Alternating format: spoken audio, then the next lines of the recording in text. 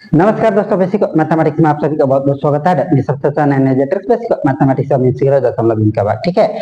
तो 1.76 को भाग करना है 1.6 से, 1.8 को भाग करना है 0.6 से, 6.4 को भाग करना है 0.4 से।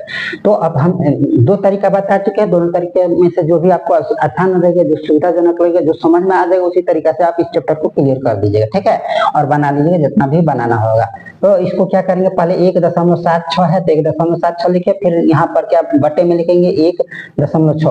आप क्या करेंगे, अंश में भी और हर में भी गुना करना होगा। यानी दशमलव के बाद एक संख्या है तो दशमलव की जगह पे 1 लिखेंगे, और दशमलव के बाद एक संख्या है तो 1 0 बैठेंगे। यानी हर में 10 से गुना किए तो अंश में भी 10 से गुना करेंगे। उसके बाद ये हो जाएगा आपका, पहले जो संख्या है उसको जो कहते हैं उतार देते हैं, ठीक है। आप क्या करेंगे, यहाँ पर भी जो संख्या है उसको उतार देते हैं, क्योंकि 1 से गुना करेंगे तो जो संख्या रहेगा जो कहते हैं उतर जाता है, ठीक है। यानी 16। आप क्या करेंगे, इसमें 1 0 है तो 1 0 है तो जहां पर भी दशमलव रहेगा उसके एक अंक आगे बढ़ जाएगा। यानी यहाँ पर दशमलव हो जाएगा, यानी 16 का 16 हो जाएगा ये, ठीक है। अब यहाँ पर क्या है कि इसमें भी जहां भी दशमलव रहेगा उसके एक अंक दाहिना ओर चला जाएगा। यानी 1 के बाद है तो यहाँ पर एक आगे अंक ले जाएंगे, दशमलव ले जाएंगे तो 7 के बाद हो जाएगा।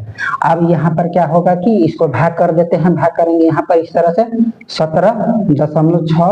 अब भाग यहाँ पर 16 के बाद दशमलव देने का मतलब है कि ये क्या है कि 16 कोण पे एक संख्या आ जाएगी। यानी यहाँ पर दशमलव नहीं देंगे तब भी चलेगा, ठीक है। यानी यहाँ पर 16 से भाग कर देते हैं, यानी एक बार में 16 आएगा। यहाँ पर भाग करेंगे तो ये 1 बचेगा, फिर ऊपर से यहाँ इस दशमलव को पहले उतार देते हैं, फिर ऊपर से एक संख्या उतारते हैं, 16 कहीं 16 आएगा और यहाँ पर 16 लिखे घटा देंगे। यानी इसका हो जाएगा 1.1। यही इसका आंसर हो जाएगा, ठीक है। ठीक उसी तरह से इसको भी बनाएंगे। 1.8 को भाग करना है 0.6, अंश में भी और हर में भी गुना का चिन्ह देंगे। और दशमलव के बाद एक संख्या है तो दशमलव की जगह पर 1 से लिखेंगे, और दशमलव के बाद एक संख्या है तो 0 भी लिखेंगे। और यहाँ पर भी दशमलव जब अंश में 10 से गुना करेंगे तो हर में जब अंश 10 से गुना करेंगे तो अंश में भी 10 से गुना करेंगे। अब गुना करेंगे तो आप ज्यों कहते हो पहले 1 से गुना करेंगे तो पहले जो संख्या रहेगा उसको ज्यों कहते हो उतार देंगे। यानी 1 8 लिखा हुआ है तो 1 8 लिखेंगे, और फिर यहाँ पर 0 6 लिखा हुआ तो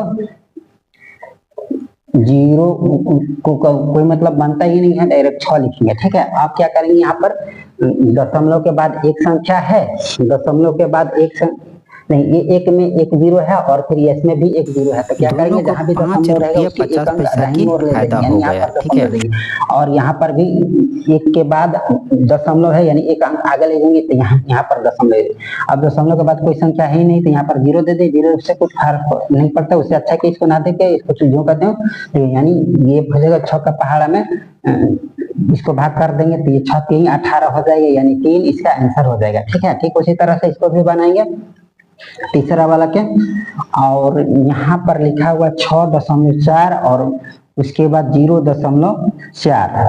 इसको गुना करेंगे, दशमलव के बाद एक संख्या है तो दशमलव की जगह पर 1 लिखेंगे, और दशमलव के बाद एक संख्या है तो 0 बैठेंगे। जब अंश में हर में जब 10 से गुना करेंगे तो अंश में भी 10 से गुना करेंगे। उसके बाद ये गुना कर देने पर ये आएगा, पहले 1 से गुना करेंगे तो जो कहते हैं उतार देंगे, यानी 6 64, और यहाँ पर भी 1 से गुना करेंगे तो जो संख्या रहेगा उसी को उतार देंगे, ठीक है। 10 से गुना किए तो 4 आ जाएगा, ठीक है। अब यहाँ पर क्या है कि इसमें 1 0 है, ठीक है। तो जहां पर दशमलव है उसके एक अंक आगे बढ़ जाएगा, यानी दाहिनी ओर चलेगा, यहाँ पर आ जाएगा।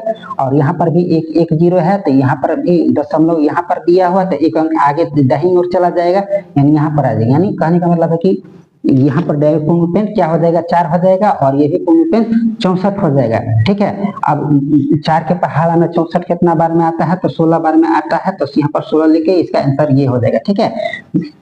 तो अगर आपको अभी भी डाउट है, कंफ्यूजन है, तो वीडियो को बार बार रिपीट करके देखो और समझने की कोशिश करें। जहां भी डाउट होगा, कंफ्यूजन हो, कमेंट करना ना भूलें।